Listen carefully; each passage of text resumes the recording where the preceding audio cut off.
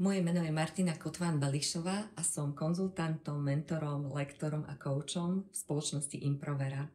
Našou víziou v spoločnosti Improvera je sprevádzať firmy a jednotlivcov na ich ceste k lepším výsledkom a pri rozvoji.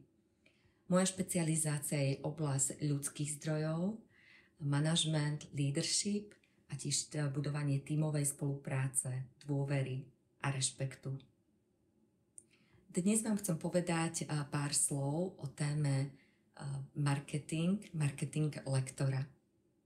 Philip Kotler vo svojej definície ako otec marketingu uvádza, že umenie marketingu je umenie budovania značky.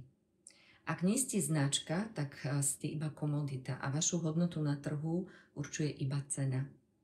A vtedy vyhráva ten najlacnejší. Tým sme odkryli aj zmysel, prečo sa tejto téme chceme venovať.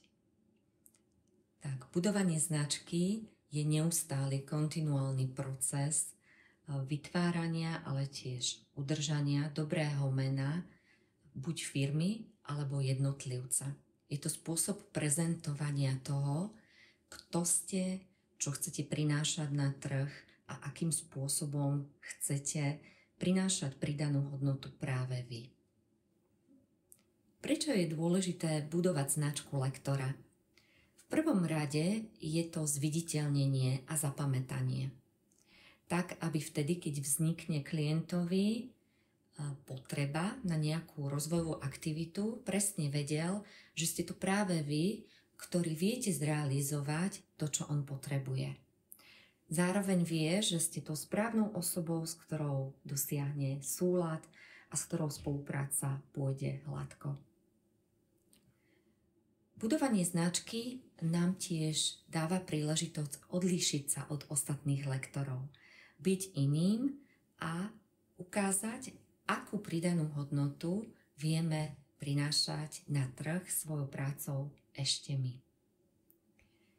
Zvyšovanie hodnoty nám potom dokáže formovať a zvyšovať cenu našich služieb a produktu. To je určite tiež veľmi dôležitým bodom a dôvodom pre budovanie značky lektora.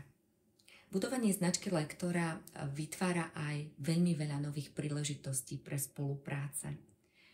Tým, že sa zviditeľňujeme, dostávame príležitosť stretávať a spoznávať nových ľudí, spolupráce s inými lektormi, prepájať sa a vytvárať možno ešte hodnotnejšie produkty, než keď ich robíme sami. No a posledným dôvodom je získanie nových klientov, prípadne rozšírenie spolupráce s už existujúcimi klientmi. Inými slovami povedané, realizujeme predaj nepredajom. Aké sú predpoklady úspechu pri budovaní značky? Chcem hovoriť o 4 princípoch, ktoré vrelo odporúčam. Na prvom mieste autentickosť. Buďte sami sebou. Dovoľte klientovi, aby vás poznal ešte predtým, než sa s vami stretne. Aby vedel, aké máte emócie, ako premýšľate, podľa akých hodnôt pracujete a čo je pre vás dôležité. Druhým princípom je profesionalita. Profesionalita je o tom, ako sa prezentujete, akým spôsobom vystupujete, ako chodíte oblečení, akým spôsobom ale tiež dodržiavate svoje sľuby, ako odpovedáte na e-maily a či vôbec a za ako dlho na tie e-maily odpoviete. V kontexte sociálnych sietí je to tiež rýchlosť, akou odpovedáte na komentáre. Tretím princípom je konzistentnosť. Budovanie značky nie je o jednorázovej aktivite na nejakej konferencii alebo sociálnej sieti. Je to naozaj beh na dlhú trať, ktorá vyžaduje našu vytrvalosť. Konzistentnosť by mala byť nielen v dĺžke prezentácie toho, čo robíme, ale aj v spôsobe. To znamená nemeniť v priebehu cesty to, čo chceme tomu klientovi ponúknuť, kým sme, akým spôsobom chceme prísť na trh so svojím produktom alebo službou. No a posledným bodom je budovanie vzťahu. Budovanie vzťahu s klientom vzniká naozaj už prvotným marketingovým počinom, prvotným spôsobom prezentovania. Ale je tiež dôležité, aby sme budovanie vzťahu udržiavali aj následne, napríklad prácou na sociálnych sieťach, kde budeme reagovať na komentáre pod našimi príspevkami, kde budeme vytvárať priestor na diskusie a následne reagovať na to, čo sme rozprúdili v diskusii. Ako na budovanie značky? Prvú a základnú vec, ktorú by som uviedla, ktorá nesúvisí vôbec s marketingom lektora, je ujasnenie si, aké je moje portfólio, aké sú služby a produkty, ktoré budem ponúkať. Pokiaľ v tomto nemám jasno, veľmi ťažko budem následne doháňať túto tému prostredníctvom marketingu a dopytov od klienta. Pokiaľ už mám nadefinované svoje portfólio a tiež podnikateľský plán, viem, aká je moja vízia, misia a ciele, môžem prejsť k zamysleniu, kto sú moji potenciálni klienti. Kto je moja cieľová skupina? Robí sa tak prostredníctvom nadefinovaním typických predstaviteľov jednotlivých skupín, tzv. Persón. Zamýšľam sa nad tým, čo robia, čo majú radi, kam chodia a kde ich môžem hlavne stretnúť ja. To mi dáva potom cestu a vodítko, kam za nimi ísť, pretože marketing lektora sa realizuje nielen online, ale aj offline.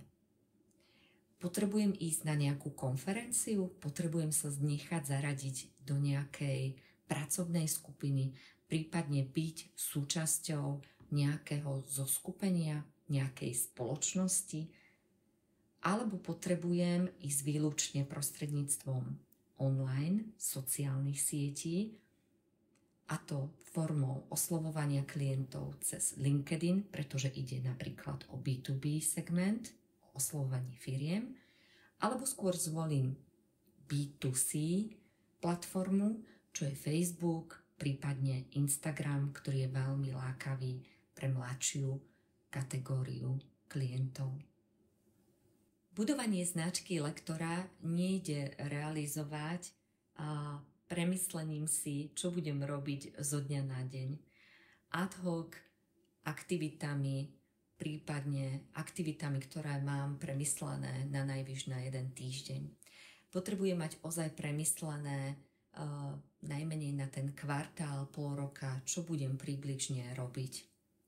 Keď si to takto premyslím, tak si veľmi ľahko dokážem aj uvedomiť, či je to pre mňa únosné svojpomocne, alebo potrebujem do spolupráce prizvať nejakého externého spolupracovníka, prípadne nejakú agentúru.